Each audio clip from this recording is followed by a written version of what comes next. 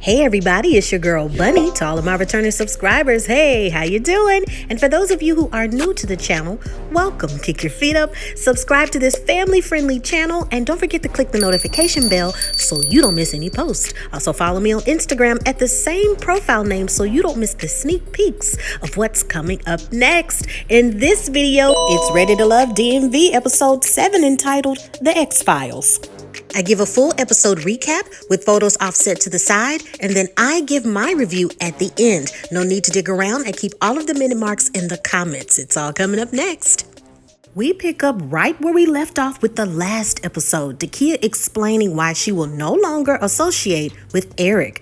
Joy doesn't hide her emotions on her face, as she can't understand why. DaKiya explains the situation with Tommy and production. She explains the night that while out with friends and other people, Eric and her posed for a photo. She made a joke saying, "Oh, we're taking a prom picture pose." Okay. Then Eric gets behind her saying, "This ain't a prom picture pose," and touches her in a way she's uncomfortable. She's still in the process, just not with Eric. Tommy says that he will talk with Eric this week, without a doubt. This week, the ladies will speak with their exes and introduce them to their next potential connections. Pay attention to the gentlemen and how they react. Your ex may know you better than you think. By the end of the week, the ladies will decide who is going home. Joy is nervous about Cliff. They've talked about his triggers, and past relationships is one of them. Joy meets with her ex, Sean. They have a very strong core relationship, but she hasn't seen him in about 2 years. She wants him to meet two people.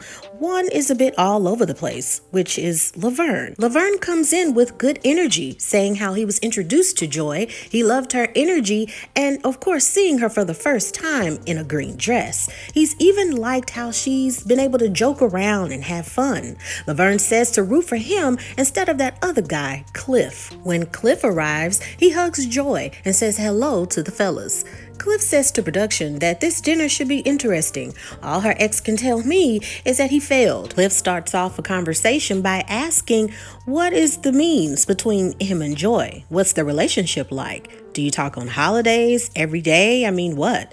Sean says that he's coming off as jealous, and jealousy with Joy won't get him far.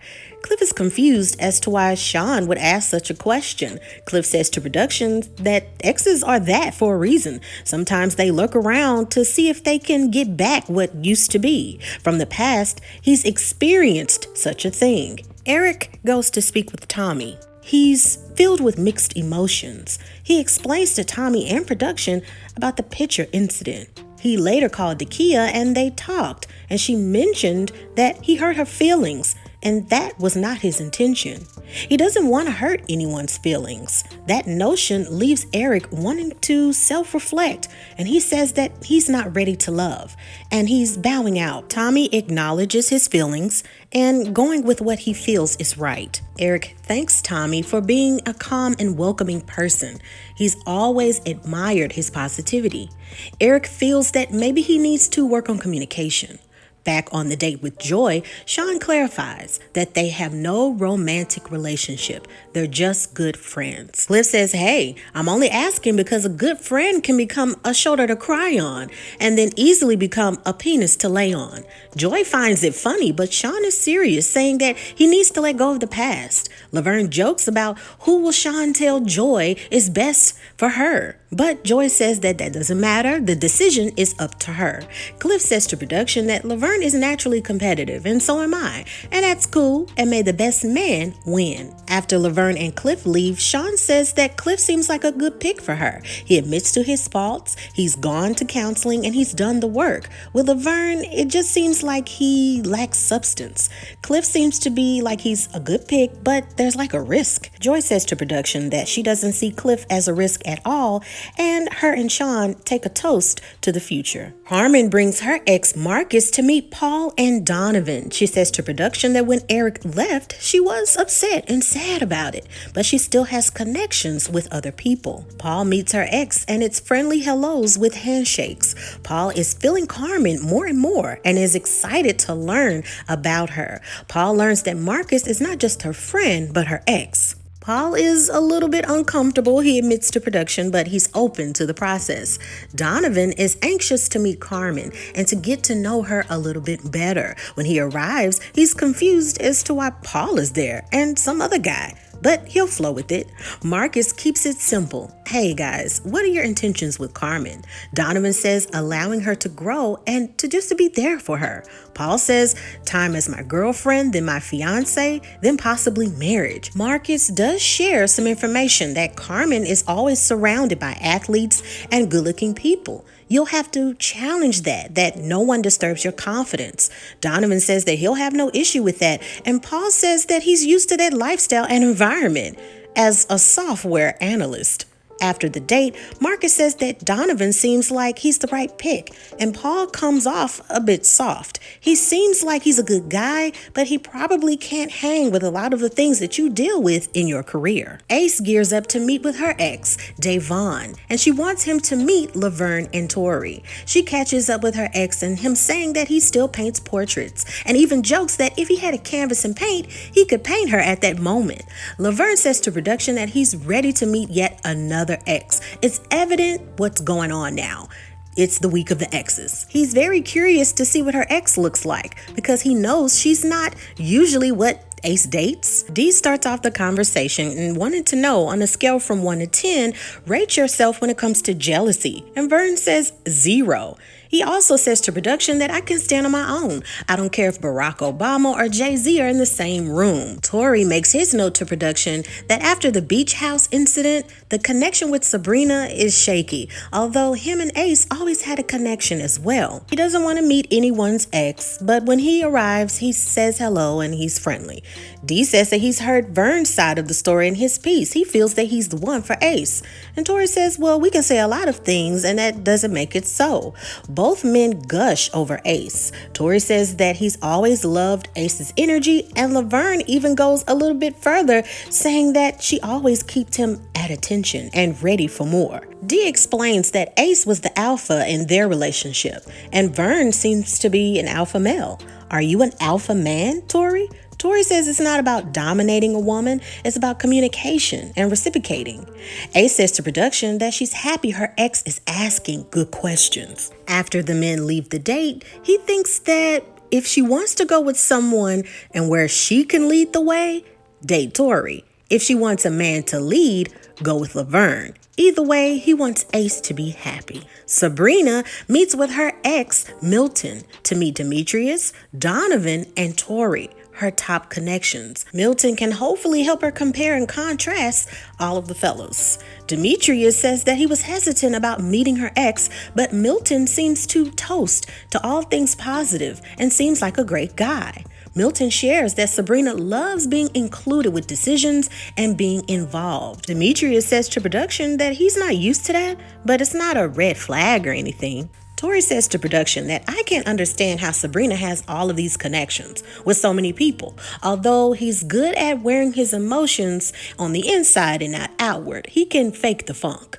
Milton and Sabrina try to start off funny conversation, but Tori is clearly disconnected. He tells them that an ex is in the past, and that's something that really doesn't matter. Sabrina says to production that I know it's awkward and not too flattering admitting someone's ex, but he came off very harsh and the vibe was just messed up. He was like, I don't have any questions. It just seems like an opportunity that was missed. Tori even makes a slick comment about how Sabrina is sweet sometimes and makes the entire dinner feel uncomfortable. Donovan is ready to meet the next ex. He wants to continue to get to know her. Once again, someone else is there, Tori. Donovan says hello and brings flowers and says hello to Milton. Now the energy has changed. Sabrina loves how calmly and how positive he was when he arrived. It exudes confidence. Donovan asks Milton, what does he feel will help Sabrina and make her life complete? Milton says Sabrina does a lot of things concerning the community and fighting for social justice. Those things take a lot of risk, and what she needs really is somebody being supportive of her. Sabrina says to production that she loves how Donovan isn't intimidated and very charming. Milton then applies a little pressure to the fellas. If you had to pick right now, would it be Sabrina? Tori says that we have to show more interest and seeing where it can go from there. Now the same question to Donovan. And Donovan says, yes, I would pick Sabrina right now. Actually, I haven't said that out loud. This is the first time. After the fellas leave, Milton tells Sabrina that Tori doesn't seem to match her personality, and he can really tell she likes Donovan, and Donovan seems like the best fit for her. It's also between Demetrius, so it's between the two D's, Demetrius and Donovan. Tina meets with her ex BJ to meet Paul and Demetrius. Paul notices BJ is kind of young and wants to know, okay, how did he even become a candidate? And then Demetrius walks in, like, why is he here? I didn't know that her and Demetrius were reaching out to each other. Tina admits that her and Demetrius didn't have the best startup, but after time they realized that they had good conversation. Demetrius tells BJ that after his divorce, he did his work and he's ready to love now. Paul says that he's looking for a queen and ready to share his love. BJ does share that Tina has anger issues, but Tina says, hey, there was a good reason why I was upset. BJ was unfaithful. BJ also shares that if you have a disagreement with Tina, she'll just cut you off. I mean, there's been times where I can go a week, months, a very long time without talking to her. She has a long, mean streak. She will hold on to stuff and not speak. Paul and Demetrius take note, and they also mention to production that that's something that wasn't too flattering. Paul also mentions to production that all of us expressed how we were ready to love, but Tina didn't talk about how she was ready for it. After the fellas leave, Tina wants BJ to be honest, and what does he think?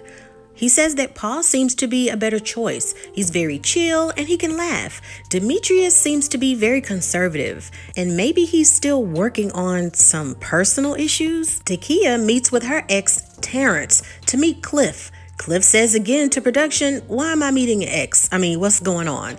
But he rolls with it yet again. When Cliff walks into the room, he says hello to DaKiya, but turns down a handshake from Terrence. Terrence tries to keep everything going and to uplift the moment, saying that he heard nothing but great things about Cliff. And Cliff says, good. It's obvious Cliff is trying to keep the conversation very short. When asked about marriage, Cliff says that he isn't opposed to it, but he's been married twice. Whenever things come up and potential relationships grow, he'll make sure that the process goes very slow. DaKiya says that she needs more oomph in her life, and Cliff and her start to flirt in front of her ex. Cliff is making it very obvious that he wants to be flirtatious in front of him and to make him feel uncomfortable. He wants to see also how DaKiya will act when she's flirting with him in front of her ex. Cliff says to production that he should have done that on his date with Joy. As the date comes to a close, this go round, Cliff welcomes a goodbye handshake from Terrence. Cliff makes a note to production that this date was not fun and he can be an ex over there while he's over here somewhere. It's back at the ladies' lounge, and Tommy begins sharing the information that Eric chose to bow out of the process so he can self-reflect. Now it's time to get back to business. He can read the room, and the room feels that they've all had a very interesting week with the ex-meetups. So what are the updates? Joy says that shockingly, everything went well with Vern and Clifton. She knew that Cliff had issues with ex situations in the past, but he handled it very well. DaKiya says that her and Cliff have a strong physical connection, which made her ex a little uncomfortable, but everything went well. Ace says that Vern and Tori had a good time, and it was great getting a male point of view on everything because he asked questions that she didn't think of asking. Sabrina shares that her ex had a chance to meet Demetrius, Tori, and Donovan. He actually liked Donovan and Demetrius for her. They all joke about how it's very fun deciding between D. Carmen says that she had a moment with Paul and Donovan. Her ex chose Donovan as Paul probably couldn't handle her career dealings with athletes. Tina shares that her ex thinks that Demetrius seems a bit structured and very conservative, but Paul seems like he would be open to having more fun and laughing. Now it's time to talk about the real deal. Who are they not feeling? Sabrina says Laverne. There's just no romantic connection. DaKiya says Laverne. He gives negative energy, and that made me match it. Tina says Laverne. There's no connection. And Tori. Carmen says Tori. Yeah, there's no connection with me either. Joy says very quickly, Tori and Demetrius. Tori seems like he's out of the process. After the truth or dare moment, he seems to be disconnected and he isn't here anymore. Sabrina agrees and tells Tommy that he's kissed someone else since then, so I'm guessing everything is just fine. Tommy then tells everyone to take a drink after that comment. Sabrina says to production that after the truth or dare moment, Tori behaved as if there was some big betrayal, and come to find out he kissed Precious. I mean, was that a way to get back at me? It's just like a big turnoff. Tommy knows that it's difficult, but the next step is necessary. The ladies must talk and decide who is up for elimination and then who is going home. Sabrina meets with Vern and DaKiya meets with Tori. DaKiya makes her notes to production that Tori and I have never gone on a date and we've had friendly conversations. So maybe it's best that we talk and have some good food. I don't know how he'll receive the information and I'm not sure, but based upon friendly conversation, I don't think that he'll go left or anything. She tells him that the ladies had a long conversation about the next steps, their connections, and who should go home. Everyone had nice things to say about you, Tori, and the ladies decided that the person going home isn't you. Tori admits that all of this information and feedback is a moment for him to learn. DaKiya applauds his honesty and he notices that he needs to learn from it, and that made him a little sexy. Sabrina says to production that she's nervous about sharing some news with Vern and she'll remain calm and as kind as possible. Laverne says to production, before the date, I got wind from the ladies that they're coming after me. Sabrina, Carmen, and Tina had a plan to vote me out. They want to break up the connection between Ace and I. They're really gunning for me to just leave. I admit I came out a bit hot before I met Sabrina. He arrives and blocks a hug from Sabrina, saying that, hey, just give me some dab. Sabrina is very confused about what's going on and is taken back by his behavior. He already knows what's up, he says, and doesn't want to make things awkward. Sabrina asks calmly, can they at least talk first? But Vern's not having it. He heard the plan to vote him out. As he's speaking, he's making it very evident that he's upset. Sabrina is so floored, she says that she's sad.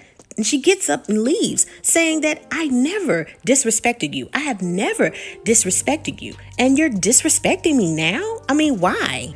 I'm so mad. You know what you did. Don't try to act like you don't know what you're doing. She says to production, it was his tone, the accusations. He really came in trying to punk me and belittle me. And that's not ready to love. She continues to tell Vern the only reason that you were in my bottom is because we didn't have a romantic connection. That's it. And a lot of the other ladies are saying the same thing. What is this you're talking about people conspiring against you and accusing people of certain things? You know what? Just get over yourself. Sabrina says to production that I had to leave. He could have bowed out with so much more grace than he did. Production even tries to step in and encourage him to apologize for Sabrina. She did nothing wrong. She was just selected to deliver the news. Vern says that, hey, to the camera, this process is not for me. I've been dating for 44 years and nothing has worked out yet. And this show was my last chance. Production wants to know, well, now that you're not a part of the process, will you still give Ace a chance? I mean, do you want to give that a chance to develop some sort of deeper connection? He says, yeah, of course. I mean, you win some and you lose some. And that is the end of the episode. But next week on Ready to Love, the fellas introduce the ladies to their best friends. Donovan introduces Sabrina and Tina to Phil, a previous cast member. Tina has difficulty sharing who is her top connection. DaKiya meets Paul's best friend, but so does Carmen. And DaKiya is clearly feeling some type of way. Sabrina asks, what does Demetrius want? And his friend says someone submissive. Sabrina's like, whoa, nope. I mean, stop, hard stop. And it's evident that Demetrius is like, oh, bruh, look at that face. Now let's get to my review of this episode. Woo, y'all say it with me. What you gonna do when you can't say no? When you finish at the show, but I really need to know how y'all gonna act, how y'all gonna handle that. What you gonna do when they want you back? Woo, see, now I gotta look up the song on YouTube and listen to it. What you gonna do in the middle of the night with you all that? You know, you gotta get the broom and do that little dance. Okay, let me stop. Let's move on to my review, okay? So look, let me speak to Own Network and Discovery Plus. Why'd y'all take that week?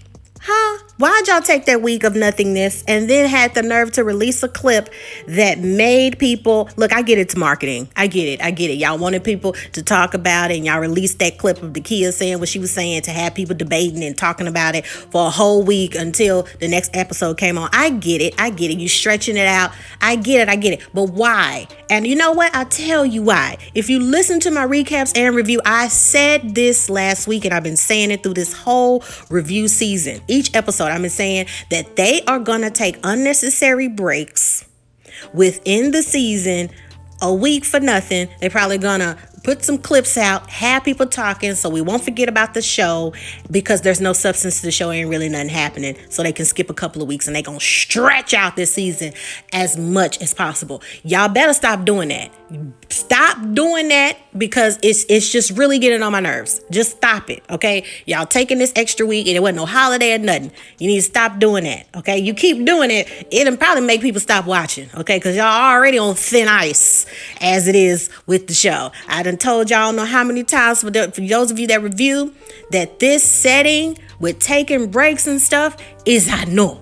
And I've been saying that if they follow my idea of being in the mansion and having cameras and all this stuff all over the place, right? Like a real world setting, and people can go on dates freely and do whatever they want to do, and then people vote each other off, and you go to their room and the room's empty and you're like, oh my God, they was voted off. That's entertaining, okay? Please take my idea, because what y'all doing now is setting y'all up for stuff like the whole DaKiya and Eric situation. It's a he said, she said. We never will know the full story of what really happened. Because you see, as DaKiya was saying what she was saying about Eric, that Joy had her face kind of crumbled up, and so did the other ladies, like, like they really wasn't, like with the story. Now let me break something down to y'all.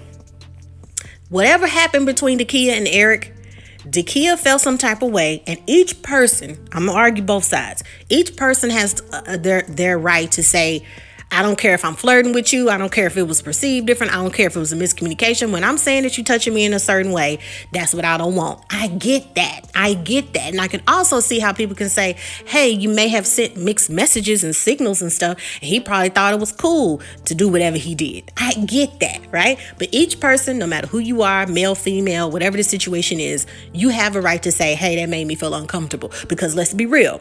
The whole situation with flirting with Cliff and touching the arm and flirting with all this other stuff, she allowed that, okay? Had no problem with that. So it's all about what you allow. If she didn't feel comfortable with that, then that's her decision.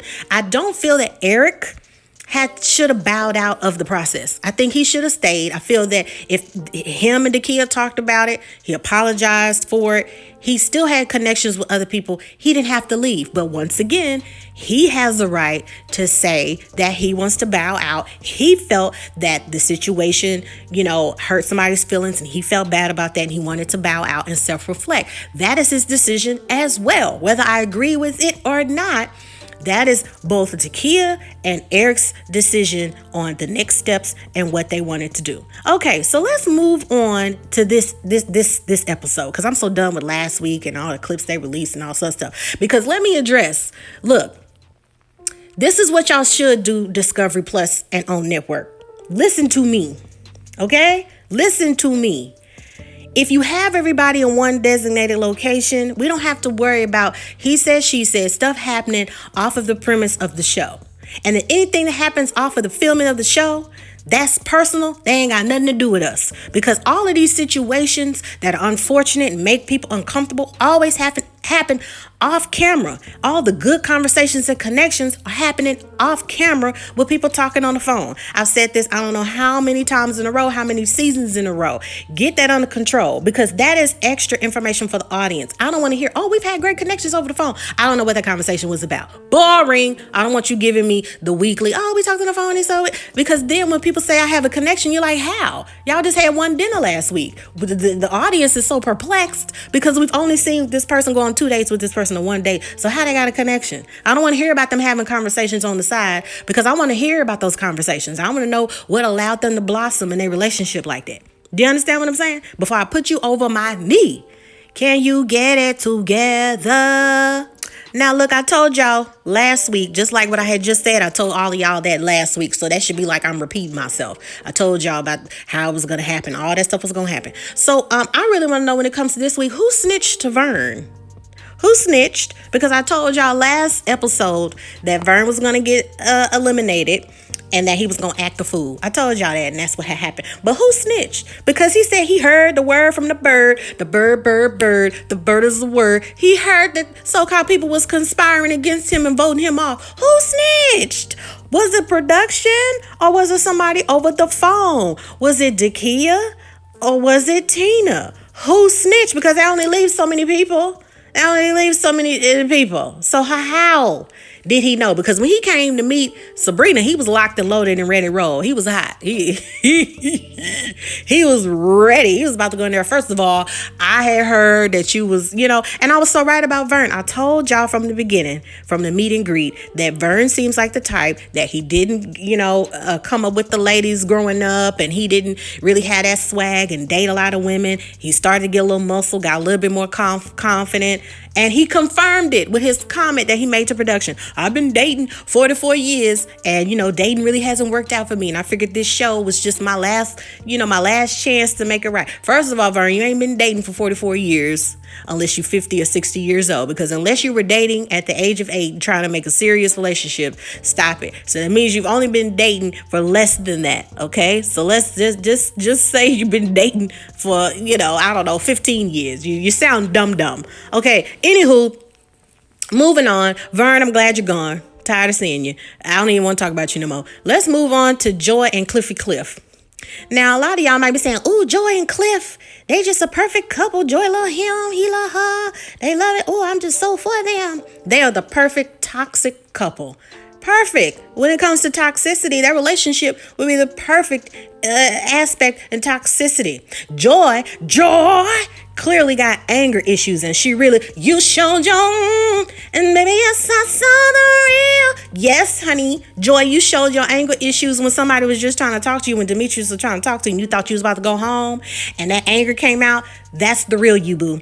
But yeah, and Cliff still having issues holding on to the past. Ooh, y'all perfect for one another, because Cliff has so much emotion when he was on them dates. I don't want the ex. He's so scarred from whatever that ex did to him and messing with another ex. Now look, Cliff, you do have a valid point that some exes that are around, they around and they be trying to wait on just somebody, man, messing up so they can slither on in. That's true.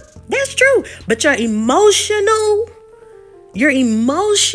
actions shows that it's still deep rooted and it makes you mad. Here you are mad at DaKiya's ex and Sean and all these people, like they're the ones that hurt you. You got to work on that. Best thing I ever had. Work on that. Tina, you're next. You're going home next. It's either going to be you or Ace. You guys are going to go home. Because since Vern is gone, I don't know, but one of y'all, Tina, DaKiya, or Ace. Because who else is feeling Ace? And who else is feeling DaKiya like that? Tina, you got Paul, but I hope P.O. go home. The fact that he's lasted this long, it just baffles me. It really does. Wait a minute. Can we talk about Davon? Did he not? He was talking like he wanted Tori, didn't he though? I mean, is that right? I mean, are you the alpha man? He looks like he's a character from the HBO series Insecure. Don't he though? Yours, mine, ours. This for hours. I'm so tired of that song. Can people on TikTok and Instagram please stop using that song for anything? I don't care what it is. People pick that song just to show them making a sandwich in slow motion. I'm so tired of that song. Much love to the song, but you can wear out a song. But when I saw him, I thought of that song when he was talking. He looked like you know what I'm saying? He looks like a sexually fluid man. There's nothing wrong with that. Totally nothing wrong with that. But he exudes that Prince vibe. Like he could be with a man or a woman. That's what he gives me. He gives me that pure fluidity. I can paint you while I bend you over. That's the energy that he brings. And he matches Ace because he was very open and saying, hey, she was the alpha in our relationship. Which there's nothing wrong with that because you have to understand, not every man is an alpha man, not every woman is an alpha woman. I mean, that's just a fact. Vern, I knew you and Ace wasn't. Just stop. Leave her alone. Please don't call her anymore. Because I know you'll probably just be leaving messages on her phone. I keep your picture beside my bed. Please don't call her. Leave Ace alone. When production say, oh, you want to keep the journey? Once Ace see how you behaved, her and her zen mode and her Gandhi feelings, she's probably not going to want to deal with you. She's going to see your behavior and be like, hold up. Ugh. So just don't call her no more. Leave her alone. DaKiya, girl, if y'all been looking at my reviews, I've been saying, look, DaKiya, I love you, but you are so intimidated by Carmen. I also said that in my last review, that you're intimidated by Carmen because every time Carmen came around, you had something to say. When y'all was at the little beach thing and they was playing Truth or Dare and your Truth or Dare question went to Carmen, tell me why did you ask her? Are you really connected with somebody here? Hey boo, your intimidation is showing. Girl, it's on your back. Right here. It's right there. Okay, you got it. Little to left. Yeah. Right there. Your intimidation is showing, and I said that. And we got a little confirmation with that, with the little clips for next week. When Carmen popped up with that red and that hat and that jean outfit looking like a boss. And you was sitting there at that table and the way you looked up at Carmen, oh, like dum da dum dum. Hey, do do do do.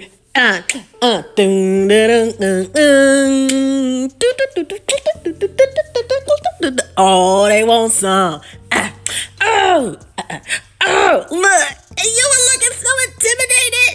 Stop, DaKiya. You were such an accomplished, beautiful woman. It's written all over your face. You don't have to say nothing. DaKiya, no,